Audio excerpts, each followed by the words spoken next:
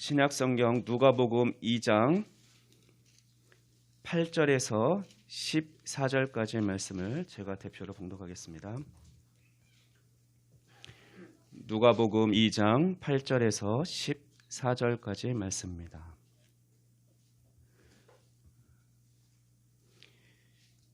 제가 대표로 봉독합니다. 그 지역의 목자들이 밤에 밖에서 자기 양떼를 지키더니 주의 사자가 곁에 서고 주의 영광이 그들을 두루 비치매 크게 무서워하는지라. 천사가 이르되 무서워하지 말라. 보라, 내가 온 백성에게 미칠 큰 기쁨의 좋은 소식을 너희에게 전하노라. 오늘 다윗의 동네에 너희를 위하여 구주가 나셨으니 곧 그리스도 주시니라. 너희가 가서 강보에 쌓여 구유에 뉘어 있는 아기를 보리니 이것이 너희에게 표적이니라 하더니 호련히 수많은 천군이 그 천사들과 함께 하나님을 찬송하여 이르되 지극히 높은 곳에서는 하나님께 영광이요 땅에서는 하나님이 기뻐하신 사람들 중에 평화로다 하니라. 아멘. 이 시간에는 하늘에는 영광 땅에는 평화라는 제목으로 예수님의 탄생의 의미, 크리스마스의 의미를 함께 상고해 보고자 합니다. 여러분에게 크리스마스는 어떤 의미입니까?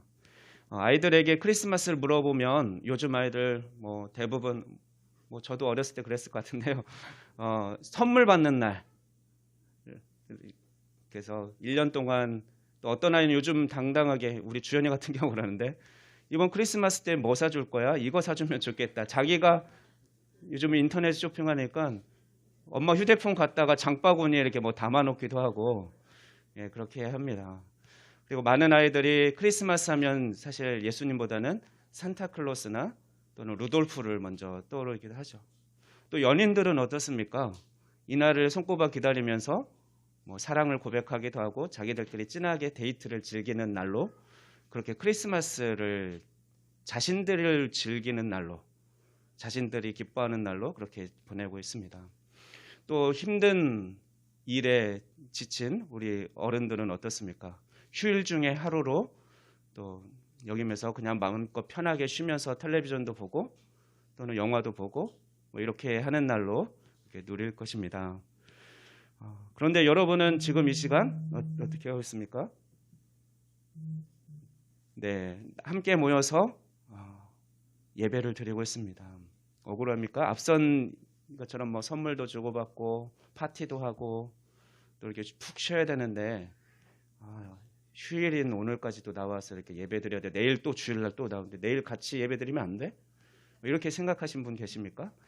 근데 오늘 크리스마스의 의미를 우리가 생각한다면 우리들이야말로 지금 예배 드리고 있는 우리 성도들이야말로 크리스마스를 제대로 보내고 있는 것입니다. 하나님께서 기뻐하시는 사람들이라는 것입니다. 크리스마스의 그 어원의 의미를 아십니까? 크리스마스는 크라이스트와 메스가 합성 붙여진 단어인데 크라이스트는 기름 부음 받은 자 또는 구원자라는 뜻의 히브리어 원래 메시아가 구원자 이런 뜻인데 그 메시아를 헬라어 그리스어로 이렇게 번역하면 크리스토스 그러다가 이제 그걸 영어식으로 크라이스트 이렇게 발음하게 된 거고요. 그다음에 메스는 예배를 의미하는 라틴어 거기에서 온 걸로 파견하다 미사가 이제 파견 이런 의미가 있는데 보냄을 받다 파견. 근데 이제 카톨릭에서는 예배 드리는 걸 그래서 미사라고 하죠. 그래서 즉 예배 드리는 것이 마스 이렇게 메스 이렇게 된 거고 합쳐져서 크라이스트 메스 합쳐서 크리스마스가 된 겁니다. 그러면 즉 크리스마스의 의미는 그리스도의 미사 즉 그리스도를 예배하는 날이라는 거죠. 그렇기 때문에 우리가 제대로 크리스마스를 보내고 있는 것입니다. 그리고 우리가 인사할 때 메리 크리스마스라고 하죠. 이거는 또 즐거운 그리스도의 예배라는 뜻이죠. 너 즐겁게 보내. 요즘 사람들은 사실 메리 크리스마스 카톡으로도 많이 문자 받으셨죠. 그렇게 주고받지만 사실 원래의 의미는 세상 사람들은 그냥 크리스마스를 즐기는 날로니까 오늘 즐겁게 보내. 메리 크리스마스 이렇게 인사할지 모르지만 우리 그리스도인들은 예수님을 아는 우리는 조금 다르게 그 의미 있게 더 의미 있게 참으로 왜 기뻐하는지를 알고 그 기쁨을 온전히 누리고 또 하나님께 영광 돌리는 날로 보내야 할 것입니다. 그러면 이제 본문 말씀을 통해 크리스마스의 의미를 살펴보겠습니다. 그게 두 가지 의미를 저는 묵상하게 되었는데요. 첫째는 크리스마스는 방금 말씀드린 것 같이 기쁜 날이라는 것입니다. 왜냐하면 아주 오랫동안 기다리던 구원자 메시아가 그리스도가 이 땅에 오신 날, 태어나신 날이기 때문에 그렇습니다. 이스라엘 백성들은 아주 오랫동안 구원자 메시아를 기다려왔습니다. 그렇기 때문에 메시아가 이 땅에 태어났다는 소식은 세상을 다 바꿀 만큼 아주 중요하고 의미 있는 날이었습니다. 또한 그 기쁜 소식이 바로 우리가 말하는 복음입니다. 오늘 본문에는 주의 사자가, 즉 천사가 양떼를 지키던 목자들에게 구원자 메시아가 탄생했다는 기쁜 소식을 먼저 목자들에게 전하고 있습니다. 10절 말씀을 보면 주의 사자를 만나면 죽을 수도 있었기 때문에 그들은 두려워 떨고 있습니다. 빛의 광채도 있었고 평소에 보지 못하던 그래서 하나님을 보면 죽는다라고 알고 있었기 때문에 그들은 떨고 있었죠. 이제 우리 죽는 건가? 이게 무슨 일이지? 그렇게 불안해하고 떨고 있는 목자들에게 주의 사자는 안심시키면서 이렇게 말합니다. 내가 온 백성에게 미칠 큰 기쁨의 좋은 소식을 너희에게 전하노라. 무서워하지 마. 야, 진짜 좋은 소식을 너희에게 먼저 전하러 왔어. 예, 목자들은 얼마나 또 당황스러우면서 도대체 그 기쁜 소식이 뭘까 기대했겠죠. 근데 저는 왜 이 기쁜 소식을, 복된 소식을 왕궁에 있는 고위 관직자들이나 또는 하나님을 예배하는 제사장들 또는 하나님의 말씀을 열심히 연구해서 가장 잘하는 율법사들에게 먼저 전해준 것이 아니라 왜 어떻게 보면 그냥 평범한 목자 또는 어떻게 보면 하찮은 직업으로 분류되는 냄새나는 그 양을 치는 그 목자들에게 가장 먼저 이 기쁜 소식을 전했을까 생각해 보았습니다. 예수님께서도 비슷하죠. 공생의 기간에 복음을 전하고 또 제자 삼을 때 제사장들이나 율법사들 중에서 택하지 않았습니다.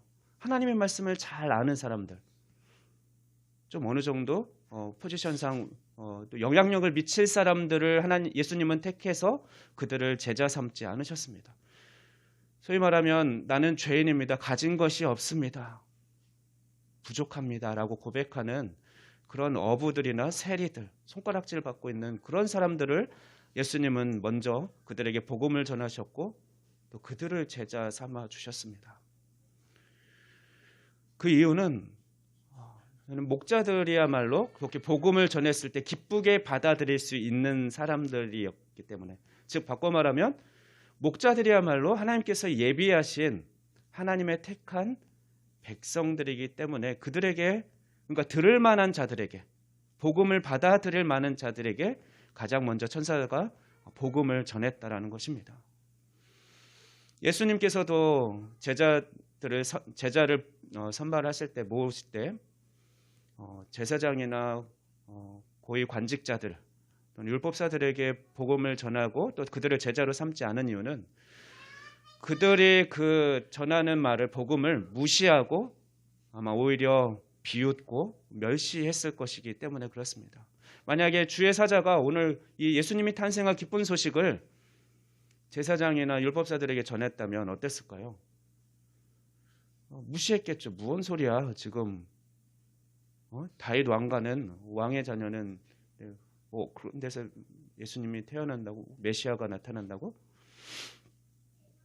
그들은 복음을 받아들이지 않을 뿐만 아니라 아마 비웃고 배척했을 것입니다. 그래서 하나님께서는 천사들을 통해서 복음을 먼저 이 땅에 전할 때 우리가 볼 때는 천하고 아주 평범한 사람들이지만 하나님의 택한 자녀들에게 먼저 기쁜 소식을 전하게 하셨습니다. 그래서 이들은 이 기쁜 소식으로 기뻐하고 즐거워했죠. 그렇게 반응합니다. 그리고 혹시 이들이 못 믿을까봐 표적도 얘기합니다. 강보에 쌓여 있는데 구유에 누워 있을 거야. 그게 내가 말하는 메시아가. 보통 우리 알게 나면 말 구유에 이렇게 누이지 않잖아요. 아주 따뜻한 곳, 그런 곳에 아기가 태어나면 잘 누워 있는데 말구에 누는 건 흔하지 않은데 그것이 사인이 될 거야. 표적이 될 거야. 한번 가봐. 이렇게 제안하는 거죠. 오랫동안 모든 이스라엘 사람들에게는 메시아가 오랫동안 기다리던 기다리던 그런 구원자입니다. 그런데 이 기쁜 소식을 받을 만한 자에게 먼저 천사들은 전했다라는 것이죠. 그렇기 때문에 이 천사들의 복음을 전해들은 이 목자들은 아주 기쁜 날이었습니다. 오늘날 이렇게 우리 함께 모여 예배드리는 우리들이야말로 하나님께서 창세전에 택하신 하나님의 택한 자녀들이기 때문에 우리는 이 복음을, 예수님의 탄생을 기뻐하고 즐거워할 수 있는 것이죠. 메리 크리스마스, 우리는 기쁨의 예배를 드릴 수 있습니다. 그렇기 때문에 이 목자들이 상황이 어땠는지는 모릅니다. 아마 양들이 새끼도 낳아야 됐고, 또는 말 안 듣는 자녀들이 있어서, 또는 말 안 듣는 양이 있어서 신경을 골치 아프고 이런 상황이었는지 어떤 상황인지 모르겠습니다. 또는 감기 걸린 목자들도 있을 수도 있고. 요즘 코로나 상황으로 많이 힘듭니다. 일상생활이 거의 불가능하고 살얼음판을 걷는 것처럼 언제 나도 확진자로 판정되지는 않을까? 내가 밀접 접촉자가 되지는 않을까? 그렇게 불안하게 하루하루를 살아가고 있는데 우리의 상태와 상관없이 우리는 예수님의 탄생, 이 크리스마스를 우리는 기뻐해야 하는 것입니다. 이것이 우리가 본문에서 찾을 수 있는 첫 번째 의미입니다. 두 번째는 크리스마스는 제목처럼 하늘에는 영광이고 땅에는 평화가 임한 날이라는 것입니다. 즉 하나님께는 영광을 돌리는 날이고 또 이 땅에는 하나님의 평화가 임한 날이라는 것이죠. 본문 13절 말씀을 보면 주의 사자가 목자들에게 기쁜 소식을 전한 후에 호련히 천군, 하늘의 군대가 그 천사들과 함께 하나님을 찬송합니다. 그 찬송의 내용은 14절 말씀과 같습니다. 지극히 높은 곳에서는 하나님께 영광이요 땅에서는 하나님이 기뻐하신 사람들 중에 평화로다. 그 웅장한 그 찬양의 소리, 천사들의 찬양의 소리가 한번 상상해 보십시오. 어떻습니까? 우리 모든 그리스도인들이 함께 같은 시간을 정해서 이렇게 웅장하게 하나님을 높이고 찬양하는 그렇게 영광 돌리는 모습 이렇게 상상해 보면 우리 코로나가 빨리 종식돼서 우리 찬양대도 그렇게 풍성하게 좀 준비돼서 하나님께 영광 돌리고 그럴 수 있으면 좋겠습니다.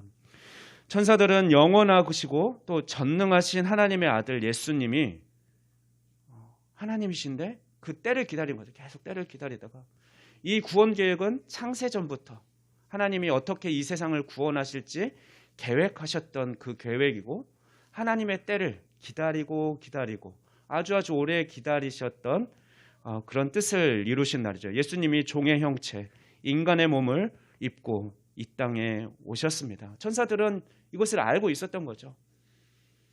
그래서 하나님께 영광 돌리기 위해서 수많은 천군 천사가 모여서 하나님을 찬양하고 있습니다. 이스라엘 사람들만 오랫동안 기다린 것이 아니라 하나님도 사실 하나님이 더 그것을 알고 있는 구원의 계획을 온전히 알고 있는 하나님께서야말로 이 날을 고대했겠죠. 예수님을 언제 성육신 내가 사랑하는 이 세상을 위해서 인간들을 위해서 언제 보낼 거지? 근데 드디어 그날인 거죠. 천사들은 그것을 알았기 때문에 마음껏 하나님을 함께 찬양하고 있습니다. 갈라디아서 4장 4절 5절 말씀에서는 때가 참에 하나님이 그 아들을 보내사 여자에게서 나게 하시고 율법 아래에 나게 하신 것은 율법 아래에 있는 자들을 속량하시기 위해서라고 사도 바울은 그렇게 기록하고 있습니다. 창세전부터 하나님 계획하신 구원 계획이 드디어 성취되는 날이기에 하나님께는 무한한 영광이 되는 날입니다. 따라서 우리는 천군 천사처럼 목소리를 높여서 하나님을 찬양하며 영광 돌려야 할 것입니다. 또한 이 땅에 우리 인간들 입장에서는, 이 땅의 입장에서는 평화가 임한 날이기 때문에 우리는 기뻐하고 감사하며 찬양을 올려드려야 합니다. 여기서 평화는 하나님이 그 아들 예수님을 통해 주시는 구원의 평화입니다. 우리가 peace, 평화라고 생각해서 영어 단어 peace를 생각하면서 단순히 어떤 갈등과 혼란이 없는 상태만을 생각하면 그건 아주 부분만 이해하는 것입니다. 여기서 우리에게 임한 평화는 갈등과 혼란이 없는 상태뿐만 아니라 하나님과의 관계가 회복되고 또한 모든 어긋난 것들이 회복된 그런 샬롬의 평화입니다. 모든 것이 온전해진 상태. 하나님께서 이 세상을 창조하시고 보시기에 심히 좋았더라고 말씀하셨던 그 창조 원형이 회복된, 모든 것이 회복된 상태의 평화, 그것을 주기 위해서 예수님이 이 땅에 오셨다라는 거죠. 그래서 땅에는 그 복음의 그 평화가 임한 날이 바로 예수님이 탄생하신 날인 것입니다. 오직 하나님께서만 주실 수 있는 참된 구원의 평화가 우리에게 임한 것입니다. 이 평화는 사실 배부르고 부유한 자들보다는 박해와 환난, 가난과 고통 가운데 있는 자들에게 더 분명하게 드러날 것입니다. 이사야 9장 6절 7절 말씀을 통해서, 이사야 선지자를 통해서 예언하신 말씀이 성취되었습니다. 들어보십시오. 이는 한 아기가 우리에게 낳고 한 아들을 우리에게 주신 바 되었는데 그의 어깨에는 정사를 메었고 그의 이름은 기묘자라, 모사라, 전능하신 하나님이라, 영존하시는 아버지라, 평강의 왕이라 할 것임이라. 그 정사와 평강의 더함이 무궁하며 또 다윗의 왕자와 그의 나라에 군림하여 그 나라를 굳게 세우고 지금 이후로 영원히 정의와 공의로 그것을 보존하실 것이라. 만군의 여호와의 열심히 이를 이루시리라. 여호와의 열심히, 하나님의 열심이 드디어 이루어진 날입니다. 저는 코로나로 불안하고 혼란스러운 요즘, 그래서 인사할 때 우리 그리스도인들끼리죠, 샬롬이라고 인사하는 것이 더 의미가 있게 다가옵니다. 평안을 잃어버린 자들에게 하나님 주시는 참된 그 평안을 빌어주는 인사 샬롬이 참 의미가 있습니다. 샬롬, 하나님이 주시는 참된 구원, 참된 회복의 평화가 우리에게 충만하게 소원합니다. 이제 말씀을 정리합니다. 우리는 오늘 크리스마스로 모였습니다. 예수 그리스도의 탄생을 기뻐하고 감사하며 찬양으로 영광 돌리기를 위해 정해진 날입니다. 크리스마스는 어떤 상황에도 우리의 상태와 상관없이 기쁨의 날이어야 합니다. 메리 크리스마스입니다. 또한 크리스마스는 하늘에는 영광이고 땅에는 평화가 임한 날입니다. 따라서 우리는 천군 천사처럼 목소리를 높여서 하나님을 마음껏 찬양하고 영광 올려드려야 하는 날인 것이죠. 우리에게 참된 구원의 그런 평화를 주신 하나님께, 하늘 보좌를 버리고 종의 형체로 낮은 이 땅에 성육신하신 예수님께 감사와 찬양을 마음껏 올려드리는 오늘을 보내는 저와 여러분이 되기를 소망합니다. 기도하겠습니다.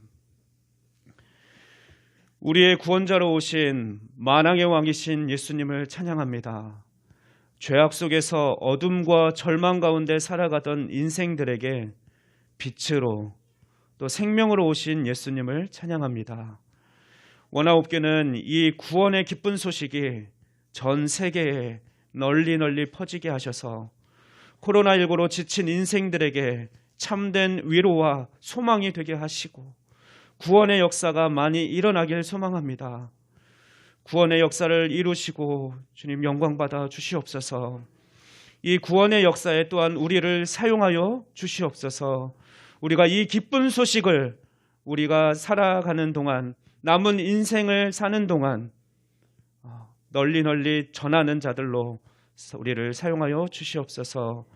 오늘도 이 땅에 참된 평화를 허락하시고 영광 받아 주시기를 원하오며 이 모든 말씀 우리 주 예수 그리스도의 이름으로 기도하옵나이다.